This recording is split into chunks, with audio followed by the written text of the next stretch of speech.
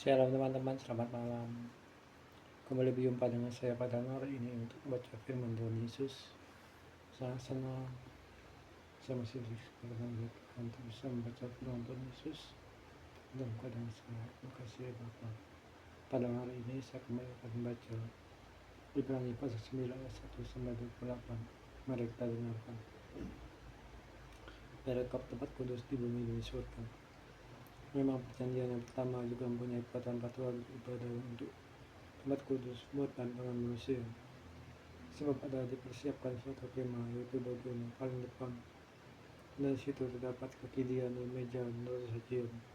Bagian ini disebut tempat yang kudus. Di belakang kita yang keluar terdapat suatu kemah lagi yang disebut tempat yang maha kudus. Itu dapat mesbah pembakaran ukuran dari emas dan dapat penyajian yang seluruhnya disoroti dengan emas. Dalam tempatnya itu simpan beri-beri emas berisimannya. Tongkat Harun yang pernah bertunas dan roh batu yang bertuliskan perjanjian, dan di atasnya kedua huruf kemuliaan yang menaungi tutup perdamaian.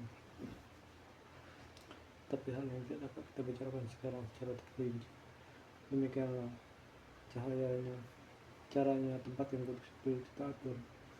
Maka imam-imam senantiasa masuk ke dalam kemah yang paling depan itu untuk melakukan ibadah mereka. Tapi ke dalam kemah yang kedua hanya imam besar saja yang boleh masuk sekali setahun, menghabis dengan darah yang ia persembahkan karena dirinya sendiri, dan karena pelanggaran yang dibuat oleh umatnya dengan tidak sadar.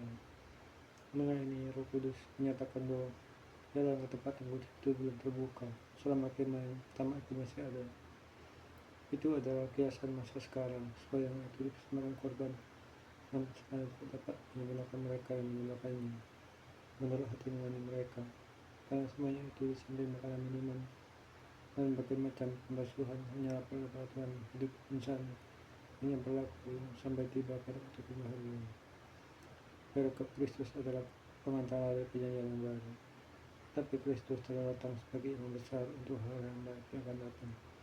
Ia telah melintasi kemah yang besar dan yang lebih sempurna, yang bukan dibuat oleh tangan manusia, artinya yang tidak termasuk ciptaan ini.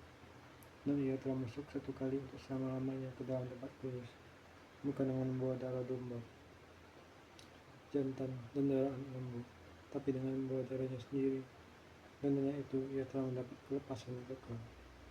Sebab juga darah domba jantan dan darah lembu jantan dan percikan abu lembu muda menguduskan mereka yang najis, sehingga mereka disucikan secara rohani.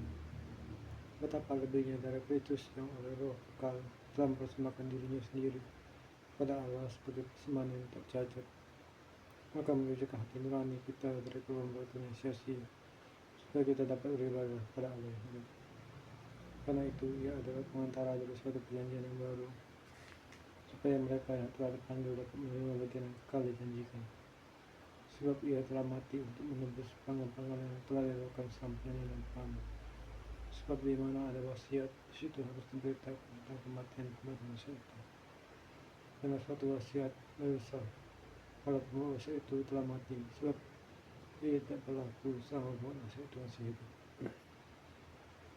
Itulah sebabnya maka perjanjian yang pertama tidak disahkan tanpa darah. Sebab itu sudah Musa memberitakan semua. Perintah hukum Taurat kepada seluruh umat.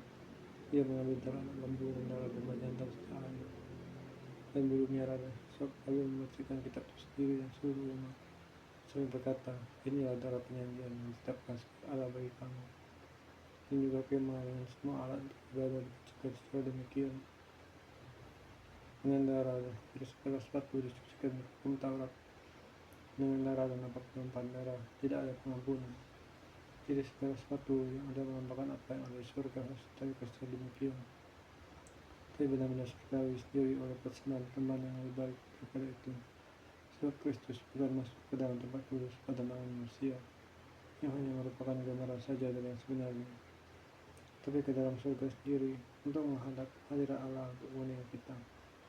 Dan ia bukan masuk ke dalam untuk orang-orang persembahkan dirinya sendiri, sebagaimana imam besar setiap tahun masuk ke dalam tempat kudus dengan darah yang bukan darahnya sendiri. Sebab juga demikian ia harus berulang-ulang menderita sejak dunia didirikan. Tapi sekarang ia hanya satu kali saja menyatakan dirinya pada zaman akhir untuk menghapuskan dosa oleh korbannya. masalah hati manusia ditetapkan untuk mati hanya satu kali saja, dan sudah itu dihakimi. Demikian pula Kristus hanya satu kali saja menggunakan dirinya untuk menanggung dosa banyak orang, sudah itu ia akan menyatakan dirinya sekali lagi tanpa menanggung dosa untuk mengambil keselamatan pada mereka. Saya mengatakan ini, ya Allah, masyur kau Tuhan Yesus, Tuhan kita bersyukur. Kau dapatkan Tuhan, setelah kecemasan, kau tiada overthinking, kecemasan, karena kepahitan, kebencian orang dan para pasanganku. Ya Allah, apakah hamba Tuhan tak bisa ikhlas menerima jadi kewalahan, tak bisa aku kasih Tuhan telah lapar dan tak satu hari bisa menangani dan